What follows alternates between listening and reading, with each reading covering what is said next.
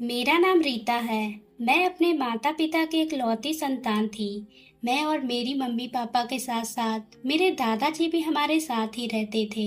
दरअसल मेरी दादी का देहांत मेरे बचपन में ही हो गया था। उसके बाद दादाजी हमारे साथ ही रहते थे। वैसे मेरे दादाजी ज्यादा बुजुर्ग नहीं थे, क्योंकि उन्होंने पूरे शरीर का अच्छी तरह से ख्याल रखा हुआ था। और वैसे भी मेरे पिताजी की छोटी सी ही उम्र में शादी हो गई और उनकी छोटी सी उम्र में मैं पैदा हो गई, जिसकी वजह से उनकी उम्र ज्यादा बड़ी नहीं थी। मेरे दादाजी के पास बहुत धन था। उनके बड़े बड़े कारोबार के साथ साथ बहुत ही बड़ी बड़ी दुकान भी चलती थी, जिसकी वजह से हमारे घर में धन की कोई भी कमी नहीं हुई थी।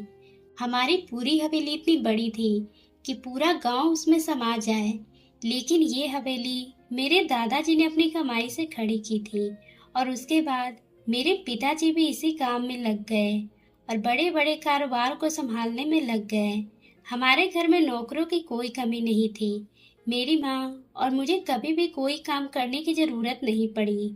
सारा काम नौकर ही कर देते थे और हमें बैठे बैठे ही सब कुछ हमारे कमरे में मिल जाता था। मेरी एक बड़े स्कूल में पढ़ाई लिखाई करवाई गई, जिसमें मेरी फीस भी ज्यादा हुई थी। पूरे गांव में मेरे दादाजी का रुतबा चलता था और सब लोग मेरे दादाजी की इज्जत करते थे। दरअसल हमारा गांव ज्यादा बड़ा नहीं था। छोटे से गांव में ही हम लोग की हवेली थी, लेकिन हमारा जो कारोबार चलता था वो शहर में ही चलता था। इस वजह से मेरे पिताजी का आना जाना शहर से ही होता रहता था। तभी एक रोज मेरे पिताजी शाम को आने के बाद कहने लगे कि हम लोगों को अक्सर शहर में ही रहना पड़ता है। हर छोटे बड़े काम के लिए हम लोगों को शहर ही जाना पड़ता है और हमारा पूरा कारोबार ही शहर में है। इसलिए क्यों ना हम लोग एक बड़ा सा मकान शहर में ही बना लें और वहीं पर रहने लग जाएं। लेकिन मेरे दादाजी ने साफ मना कर दिया और कहा कि हम शहर में नहीं जाएंगे। हमारी पुश्तैनी हवेली है और मैं अपने खून पसीने की कमाई से इस हवेली को खड़ा किया है। मैं किसी भी तरह से इस हवेली से दूर नहीं जाऊंगा। तभी मेरे पापा को मेरे दादाजी की बात माननी पड़ी और मेरे दादाजी जो कुछ भी बोलते थे, मेरे पिताजी बिना कोई आवाज उठाए उनकी बात मान लिया करते थे। मैं उस घर में छोटी थी, तो उस समय कुछ भी समझ में नहीं आता था। लेकिन अब मेरी उम्र पूरी 14 साल की हो चुकी थी। अब मैं सब कुछ समझती थी और जब मुझे ये सब कुछ चीज की समझ होने लगी थी, तो मुझे हमारे घर में एक बात बहुत ही अजीब लगती थी। दरअसल हमारे गांव में एक अजीब सा रिवाज था कि जब भी किसी लड़की की शादी होती थी, तो उसकी शादी के 4 दिन पहले हमारे घर पे छोड़ जाया करते थे और मेरे दादाजी उस एक बंद कमरे में ले जाकर उसके वैवाहिक जीवन के लिए पूजा करते थे, जिसकी वजह से उनके पूरे जीवन में खुशहाली आती रही और उसका वैवाहिक जीवन खुशी से चलता रहे। कोई भी लड़की मगर मेरे दादाजी से पूजा नहीं करवाती थी, तो उनका जीवन अच्छा नहीं चलता था और उसके वैवाहिक जीवन में कोई ना कोई अड़चन आती ही रहती थी। इसलिए पूरे गांव के लोगों के मन में ये डर बैठ गया था और वो शादी के कुछ ही दिनों के पहले लड़की के घर वाले खुद ही अपनी लड़की को लेकर हमारे घर आते और मेरे दादाजी के हवाले कर देते। मेरे दादाजी उसे एक बंद कमरे में लेकर चले जाते और अंदर से दरवाजा बंद कर देते। उस कमरे के अंदर उस लड़की के वैवाहिक जीवन की पूजा करते और काफी घंटे के बाद उसे कमरे से बाहर निकालते थे, तो उस लड़की का चेहरा भी उतरा हुआ होता था और बड़ी ही मायूसी के साथ बाहर आती। और थोड़ी ही देर के बाद जब दादाजी बाहर आते थे, तो उनके भी चेहरे पे थकान सी होती थी और पूरा शरीर पसीने से लथपथ होता था। मुझे तो कुछ समझ में नहीं आ रहा था कि आखिर मेरे दादाजी में ऐसी क्या शक्ति है जिसकी पूजा करने से उस लड़की का वैवाहिक जीवन सफल हो जाता है, और ये कैसा अंधविश्वास है जो पूरे गांव में फैला हुआ है। मुझे अपने दादाजी पर विश्वास था, लेकिन जिस तरह की हरकतें होती थी उसके बाद मुझे थोड़ा अजीब सा लगने लगा और मैं सोचने लगी थी कि क्या एक पूजा करने से अच्छा खुशहाल जीवन होता है।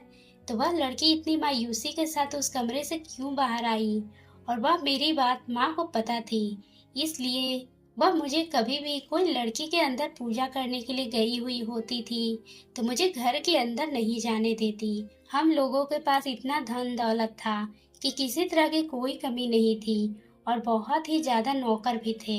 लेकिन मेरे दादाजी को ये काम करने के मुझे थोड़ा दुख होता था कि इतने पैसे का मालिक इस कदर पूजा पर विश्वास करता है। मैं ज़्यादा कुछ नहीं जानती थी, तो मैं किसी काम को भला ही समझती थी कि मेरे दादाजी तो किसी का भला ही करते हैं। लेकिन जब मैं उस रात लड़की के चेहरे पर वो मायूसी देखी, तो मुझसे रहा नहीं गया। अब तो मेरे मन में अजीबोगरीब सवाल आने लगे कि आखिर ऐसी क्या पूजा करते हैं।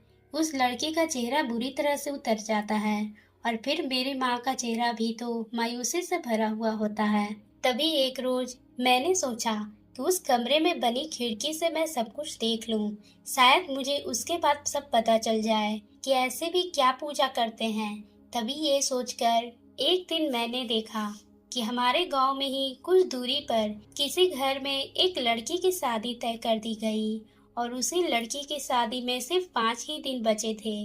तो उसके पिताजी उसे हमारे घर पे छोड़ गए और कहा कि आज रात इसकी पूजा कर देना ताकि इसका आने वाला जीवन सुधर जाए और इसे अपने वैवाहिक जीवन में किसी तरह की कोई परेशानी ना हो और मेरी बेटी अपने जीवन में खुशहाली से जिए। ये सुनकर तभी मेरे दादाजी उसे हंसते हुए अंदर ले गए और पानी वगैरह पिलाते हुए कहा, आप कमरे के अंदर चली जाओ, मैं आता हूँ। उस लड़की को कमरे के अंदर ले जाकर मेरे दादाजी ने अंदर से दरवाजा बंद कर लिया। अब मैं इसी ताक में बैठी थी कि कब वो लोग अंदर जाए और मैं खिड़की से सब कुछ माजरा देख लूं। तभी मैं खिड़की के पास जाकर देखने लगी। इतने में मुझे पीछे से आवाज आई और देखा कि वहां पर मेरी माँ खड़ी थी। मेरी माँ ने अब तक मेरे साथ बदतमीजी और ऊंची आवाज में बात नहीं की थी और मेरी सारी बातों को मानती थी। उन्होंने कभी भी मुझे एक पल के लिए भी डांट फटकार नहीं लगाई थी। लेकिन शायद आज उन्होंने मुझे इस कदर डांट दिया जैसे कि मैं किसी का नुकसान पहुंचा दिया हो। मैं उस खिड़की से कुछ भी देख नहीं पाई थी। उससे पहले ही माँ ने चिल्लाने से मैं घबरा गई और अचानक से पीछे आ गई। मेरी माँ ने मुझे बहुत ही सख्ती से कहा, आज के बाद ऐसी हरकत की तो मैं तुम्हारे पिताजी से बोलकर तुझे हॉस्टल में भिजवा दूंगी। दरअसल मुझे हॉस्टल में बहुत ही डर लगता था क्योंकि मेरे मन में था कि वहाँ पर ना तो अच्छा खाना मिलता है और ना ही मेरा मन लगेगा। इसलिए मैं घर से दूर नहीं जाना चाहती थी।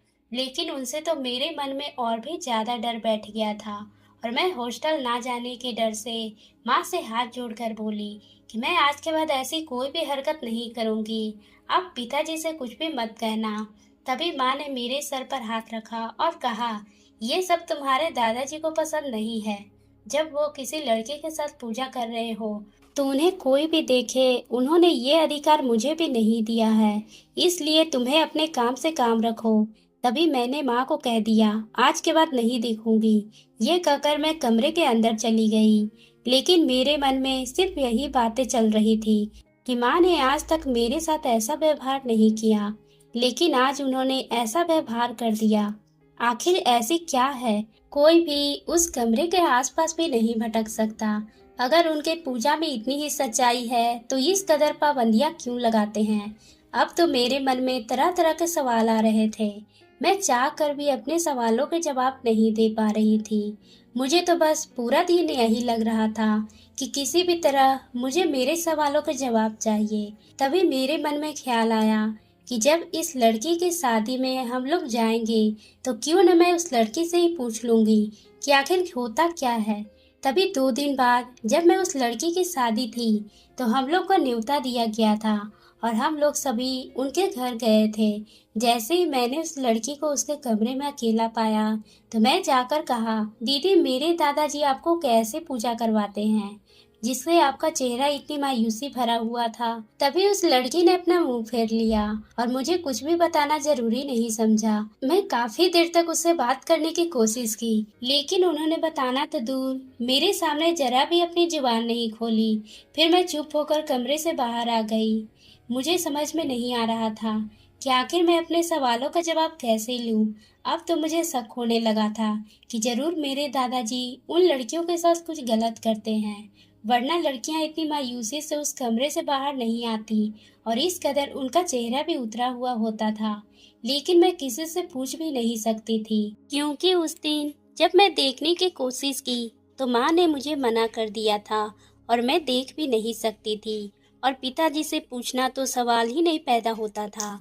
मेरे मन में अपने दादाजी के लिए शक होने लगा था कि जरूर कोई बात है, ऐसे ही हम लोग अमीर नहीं बन गए। इतने पैसे मेरे दादाजी आखिर कहाँ से लाते हैं? ऐसे दादाजी की ये हरकतें देखकर उनके प्रति मेरे मन में नफरत जागने लगी। मेरे मन में सिर्फ यही होता था कि मेरे दादाजी पूजा के नाम पर लड़कियों के साथ जबरदस्ती करते हैं। उन्हें लड़कियों पर जरा भी दया नहीं आती है।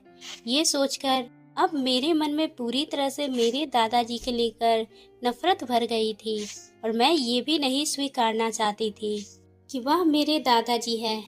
इस तरह के उनके साथ बचपन में ही रहती थी, अपनी सारी बातें उनके साथ शेयर करती थी। लेकिन अब तो मैं उनके साथ बोलना भी पसंद नहीं करती थी।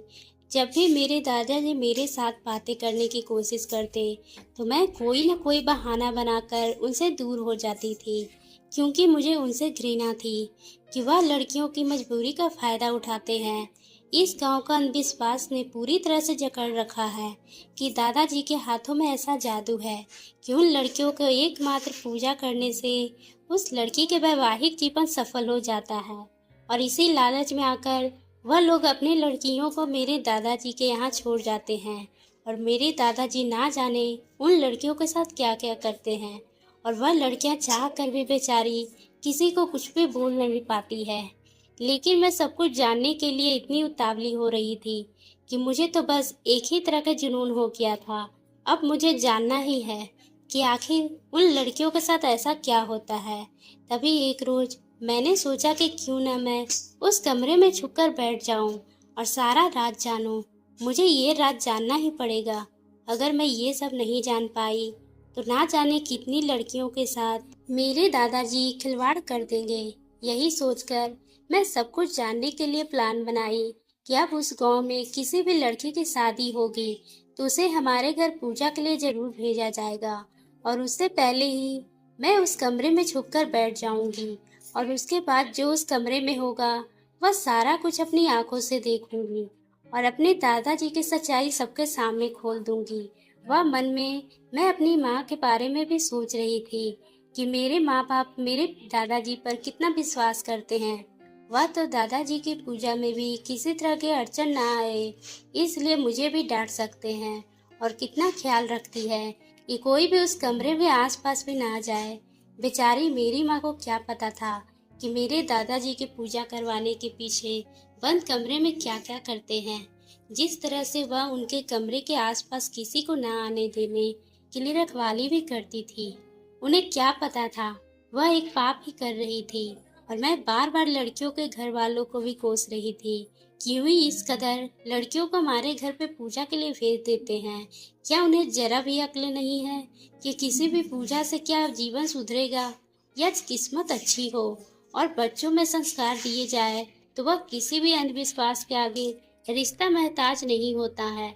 लेकिन खैर मैं उन लोगों को तो नहीं समझा सकती थी, इसलिए मैंने सोचा कि पहले मैं सारी बात का पता लगा लेती हूँ कि आखिर उस कमरे में ऐसा क्या होता है। यही सोचकर मैं सो गई और अगली सुबह जब मैं सवेरे उठी तो मुझे पता चला कि हमारे गांव में एक और शादी है और उसकी शादी में ज़्यादा दिन नहीं बचे, बस 8 ही दिन बच रहे थे। अब मैं जल्दी जल्दी इंतजार करने लगी कब उसकी शादी के नज़दीक के दिन आए और उस लड़की को पूजा के लिए हमारे घर भेजा जाए, ताकि मैं अपने दादाजी की काला चिट्ठा खोलकर उनके सामने काले कारनामों को सबके सामने लाकर उन्हें सजा दिलवाऊं और मेरे मन में दादाजी के लिए जो इतनी गुस्सा भर गई थी उसे भी किसी तरह से निकालूं। खैर इसी खुशी में मैं इंतजार करने लगी कि कब वो लड़की पूजा के लिए घर पर आती है, कम से कम सब कुछ पता तो लगाऊं। तभी जल्दी से दिन निकल गए और उस लड़की के माँ हमारे घर पे पूजा के लिए छोड़कर चली गई। अब तो मुझे सब कुछ पता लगाना था, इसलिए मैंने पहले से ही प्लान बना लिया और अपनी माँ को बोल दिया कि आज मेरे सर में दर्द है, इसलिए मैं जल्दी से सोना चाहती हूँ। मेरी माँ को लगा कि मैं सच में मेरी तबीयत खराब है। उन्होंने मुझे दवा और दूध दे दिया। मैंने टैबलेट को तो अपनी पॉकेट में डाल ली और दूध को पीने के बाद सीधा अपने कमरे में चली गई। और अपने बिस्तर के ऊपर तकिया लगाकर उसे ऊपर चादर लगा दी, ताकि सबको यही लगे कि मैं सो रही हूँ। और मौका पाकर दादाजी के कमरे में चली गई। तभी दादाजी उस लड़की को उस कमरे में लेकर जाते हैं। मैं उसके पहले ही उस कमरे में जाकर छुपकर बैठ गई। उस कमरे को पूरी तरह से अच्छे से सजाया हुआ था। तभी मेरी नज़र पीछे के दरवाजे पर पड़ी। मुझे आज से पहले कभी भी नहीं पता था कि उस कमरे के अंदर पीछे का दरवाजा भी है। लेकिन खैर, अब तो मुझे ये सब कुछ देखना था, इसलिए मैं वहां पर धैर्य बनाकर बैठी रही। थोड़ी ही देर के बाद मेरे दादाजी उस लड़की को लेकर कमरे के अंदर आए और एक हवन की आग लगाई और उसमें एक लकड़ी की जड़ी डालकर जैसे ही वो जड़ी उस हवन में गई, चारों तरफ धुआं धुआं फैल गया। और मैंने जल्दी से अपने मुंह पर अपना दुपट्टा रख लिया। और थोड़ी ही देर के बाद मैंने देखा कि मेरे दादाजी ने पीछे का दरवाज़ा खोल दिया। पीछे का दरवाज़ा खोलते ही मैंने जो देखा, उसे देखकर तो मेरी रूह कांप गई। मैंने देखा कि मेरे पिताजी दरवाजे से अंदर आते हैं और उस लड़की को पकड़कर पीछे के दरवाजे की तरफ से लेकर जाते हैं। मुझे अब रहा नहीं गया और मैं झट से उस कमरे से बाहर निकल आई। अचानक मुझे देखकर वह दोनों घबरा गए और पिताजी भी गुस्से भरी निगाहों से मेरी तरफ देखने लगे और मेरी माँ भी कमरे में आ गई। तभी मेरी माँ ने चुप करवाते हुए मुझे कहा कि हमें सब कुछ पता है। मैंने गुस्से से कहा कि मैं पूरे गांव वालों को चिल्ला चिल्ला कर बता दूंगी अगर आप लोगों ने मुझे सच्चाई नहीं बताई तो। तभी मेरे पिताजी वहीं पर नजरें झुकाए खड़े थे। उनकी आंखों में टप टप के आंसू बह रहे थे। जो लड़की पूजा के लिए आई थी, वह मेरे दादाजी के हाथ छुड़वाकर दूर खड़ी हो गई और पीछे के दरवाजे से भाग गई और सारे गांव वालों को इकट्ठा करके ले आई। अब मेरे दादाजी अपने घुटने के टेक पर वहीं पर बैठ गए और आंखों में आंसू लाते हुए कहने लगे, मुझे माफ कर दो।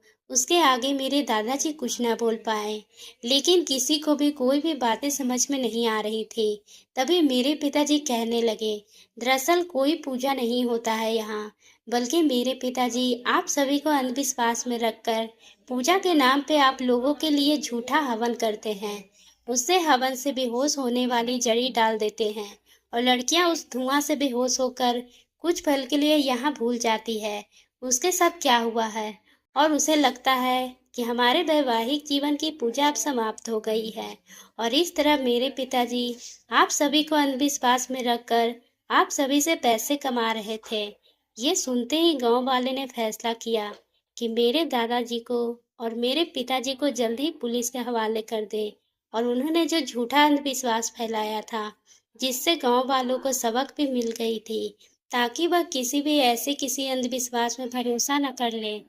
तो दोस्तों, आपको ये कहानी कैसी लगी? अगर पसंद आई हो तो आप मेरे चैनल को सब्सक्राइब करना ना भूलें और बेल आइकन को भी प्रेस कर लें।